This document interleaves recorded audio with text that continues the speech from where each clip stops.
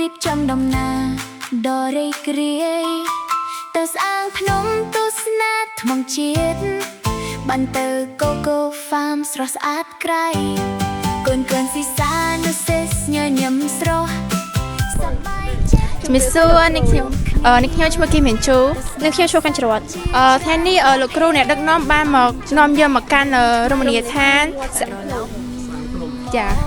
ហើយម្នេះមើលលោកគ្រូសុំសួរសំណួរពីបេម៉ាត់បាទនេះម្នេះបាទសាលាជាទីស្រឡាញ់ផ្ដល់ទាំងចំណេះនិងភាពរីករាយ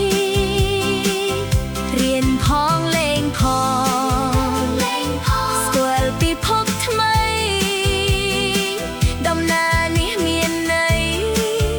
មិនអាចបំភ្លេចបាន OCIS យើងរួមដំណើរលោកគ្រូអ្នកគ្រូមើលថែដោយក្តីស្រឡាញ់អរគុណលោកញាយកដែលបានរៀបចំឲ្យកូនមានអនុស្សាវរីយ៍ដ៏ស្រស់បំព្រងទុនសាយត្រីនិងពកពេអូត្រីស្អិនតើក៏មានដែរសត្វជាច្រើននៅកូកូហ្វាមធ្វើឲ្យកូនសប្បាយពេញបេះដូងជិះកង់កំសាន្តតាមផ្លូវស្រស់ឡើងខ្សែពួរប្រកបដោយក្លាហានជិះខ្សែរថបាញ់ព្រួយសប្បាយជិះរថថភ្លើងទស្សនាធម្មជាតិជុំវិញ សួស្តីសូណាហើយថ្ងៃនេះបងនៅណាដែរឥឡូវនេះខ្ញុំនៅបាញ់ព្រួយផងនៅបាញ់ព្រួយនៅណាដែរបងនៅកូកូហ្វាមផងរៀនផងលេងផងស្គាល់ពិភពថ្មីដំណើរនេះមានន័យ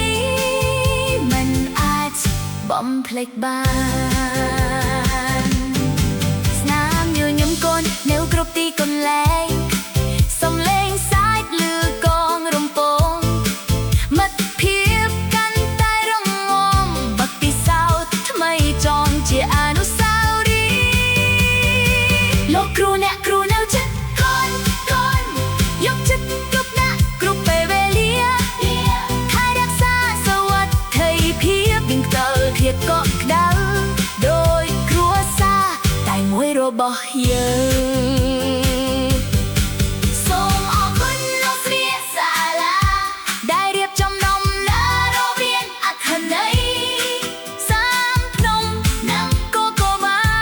មនឹងនៅក្នុងចិត្តយ៉ាងជានិច្ច CIIS សំឡេងដែលយើងរៀននិងរីកចម្រើនដំណើរនៃចំណេះដឹងនិងក្តីស្រឡាញ់